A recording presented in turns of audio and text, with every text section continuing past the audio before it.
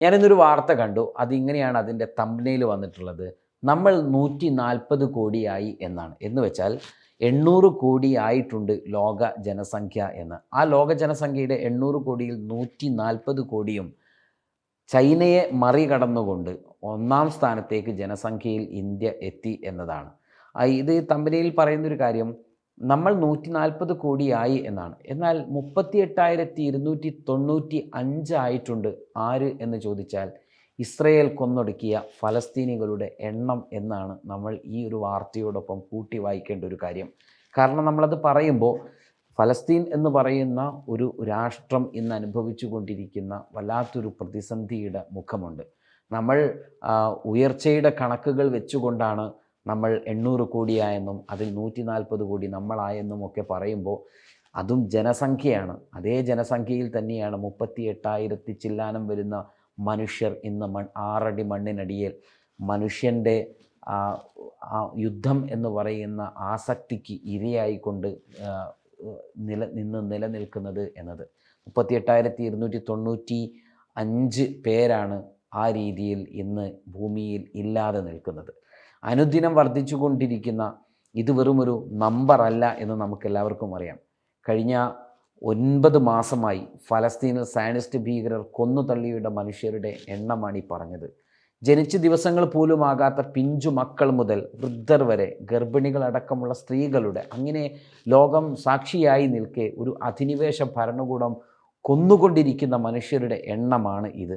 ഇതിൽ തന്നെ 88,241 എന്ന ഒരു സംഖ്യ കൂടിയുണ്ട്. ഇത് ഇസ്രായേൽ ഭരണകൂടം കൈകളും കാലുകളുമൊക്കെ അറുത്ത് കളഞ്ഞ, പാതി ജീവനാക്കി, ജീവച്ഛവങ്ങളാക്കി ബാക്കിയാക്കിയ മനുഷ്യരുടെ എണ്ണമാണ് എന്നുകൂടി ലോകത്തിൻ്റെ മുൻപിലേക്ക് കണക്കുകൾ നമ്മൾ പറയേണ്ടതുണ്ട്. ജീവിതത്തിലേക്ക് നേരിയൊരു പ്രതീക്ഷ പോലും ബാക്കിയാക്കാത്ത വിധം ശേഷിച്ചു പോയവരാണവർ. 11,000 എന്ന് പറയുന്നത് കാണാതായ മനുഷ്യരാണ്. അവർ ഭൂമിയിലുണ്ടോ, മരിച്ചോ, ജീവിക്കുന്നുണ്ടോ, ഇസ്രയേൽ തട്ടിക്കൊണ്ടുപോയോ? ലോകത്തിലെ തന്നെ ഏറ്റവും വലിയ വൃക്ക, കിഡ്നി ദാതാക്കളൊക്കെ ഇസ്രയേലാണ്. ഇവർക്ക് എവിടെ നിന്നാണ് ഇത്രയും കൂടുതൽ കിഡ്നിയും വൃക്കയും ഒക്കെ കിട്ടിക്കൊണ്ടിരിക്കുന്നത് എന്നത് നമ്മളൊക്കെ പഠന വിധേയമാക്കേണ്ടതാണ്. ഈ അടുത്താണ് ഇസ്രയേലിൻ്റെ തന്നെ അവിടെ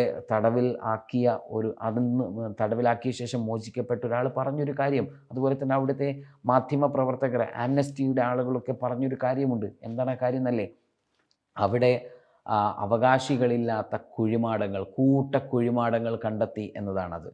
കൂട്ടക്കുഴിമാടങ്ങൾ എന്ന് വെച്ചാൽ ഒരു പക്ഷേ ഇവിടെ നിന്ന് ആളുകളെ പിടിച്ച് പറിച്ച്, അഥവാ ആ ഉമ്മയുടെ തോളത്തിരിക്കുന്ന കുട്ടിയെ അല്ലെങ്കിൽ ഉമ്മയുടെ കയ്യിലിരിക്കുന്ന കുട്ടിയെ ബലമായി പിടിച്ചു കൊണ്ടുപോയി അവൻ്റെ ഹൃദയം കീറി മുറിച്ച് അവർക്കുള്ള ആവശ്യങ്ങൾ നടപ്പിലാക്കി ആ കുട്ടിയെ അങ്ങ് ഒരു ദയാദാക്ഷിണ്യത്തിനും വിട്ടുകൊടുക്കാതെ മണ്ണറയിലേക്ക് പറഞ്ഞയക്കുക എന്ന, മണ്ണറയിൽ പോലും സമാധാനത്തോടു കൂടി ഒരു നല്ല മണ്ണറ പോലും അവർക്ക് വിഭാവനം ചെയ്യാത്ത, മനുഷ്യരായി കാണാൻ പോലും തയ്യാറാകാത്തൊരു വിഭാഗമായി ഇസ്രായേൽ മാറുകയാണ്. അതിനിടയിലാണ് ഈ 11,000 ഉണ്ടോ എന്ന് നമ്മൾ സംശയിക്കുന്നത്, കാണാതായ വിവരം നമ്മൾ പങ്കുവെക്കുന്നത്. അതായത് ഈ ഭൂമിയിൽ അവർ ജീവിച്ചിരിപ്പുണ്ടോ എന്ന് പോലും അറിയില്ല.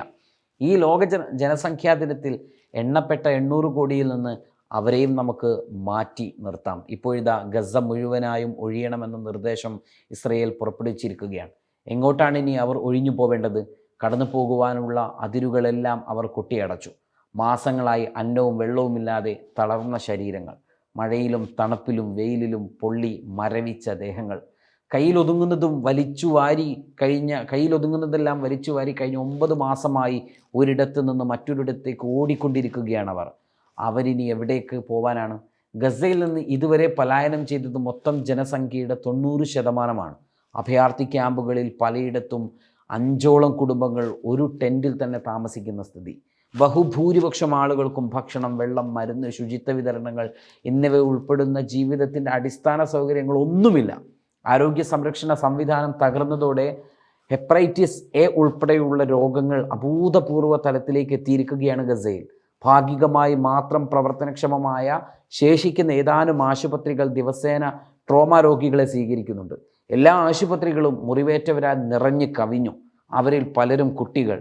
വാദി ഗസയിൽ ദിവസങ്ങളായി മൃതദേഹം തെരുവുകളിൽ നിന്ന് നീക്കം ചെയ്യാൻ ആകാതെ കിടക്കുകയാണ്. അടുത്തിടെ നടത്തിയ സർവേയിൽ 45% പൊതുജനങ്ങളും ഈ യുദ്ധത്തിലോ യുദ്ധം അവസാനിച്ചതിന് ശേഷമോ സാമ്പത്തിക ബുദ്ധിമുട്ടുകൾ തങ്ങളെ കാത്തിരിക്കുമെന്ന് ഭയപ്പെടുന്നതായി സഹായ സംഘടനയായ ലാറ്ററ്റ് കണ്ടെത്തുന്നുണ്ട്. വെള്ളവും ഭക്ഷണവും മരുന്നും വൈദ്യുതിയും ഇല്ലാത്ത ഫലസ്തീനികൾക്കെതിരെ ഇസ്രായേൽ നടത്തുന്ന ആക്രമണം ടെലിവിഷൻ ദൃശ്യമാധ്യമങ്ങളിലൂടെ ലോകം കാണുന്നുണ്ട്. അക്രമം തടയാൻ അമേരിക്ക, ഖത്തർ, ഈജിപ്ത് എന്നിവിടങ്ങളിൽ നിന്നുള്ള മധ്യസ്ഥരുടെ നയതന്ത്ര ശ്രമങ്ങളൊക്കെ നടന്നുകൊണ്ടിരിക്കുകയാണ്. എന്നാലും ഈ അക്രമം ഇസ്രായേൽ പൂർവാധികം ശക്തിയോടുകൂടി മുന്നോട്ട് കൊണ്ടുപോവുകയാണ്. ഇങ്ങനെയൊക്കെയാണെങ്കിലും ഇസ്രായേലും അവർക്ക് ഓശാന പാടുന്നവരും ഒന്നോർക്കുക, അവസാനം ഈ യുദ്ധം നിങ്ങൾക്ക് നഷ്ടങ്ങളുടേതായിരിക്കുമെന്ന്. നിങ്ങൾ ഗസയിൽ ഒഴുക്കിയ ഒരു തുള്ളി ചോരക്കും കാലം നിങ്ങളോട് കണക്ക് ചോദിക്കാതിരിക്കില്ല.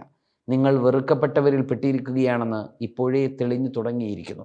ഫലസ്തീനിലെ പിഞ്ചുമക്കളുടെ മയ്യത്തുകളിൽ കയറി നിന്ന് നിങ്ങൾക്ക് അധികകാലം തുടരാൻ ആകില്ല എന്ന് UK-യും ഫ്രാൻസും കാണിച്ചു തന്നു. അതിവിദൂരമല്ലാത്തൊരു നാള് ഫലസ്തീൻ എന്ന ഒരു കുഞ്ഞു രാജ്യത്തിനുള്ളതാണ്. ലോകം അത് അംഗീകരിക്കും. ഫലസ്തീൻ സ്വതന്ത്രമാകും. അന്ന് ഇസ്രയേൽ എണ്ണി മറുപടി പറയുകയും ചെയ്യേണ്ടി വരും.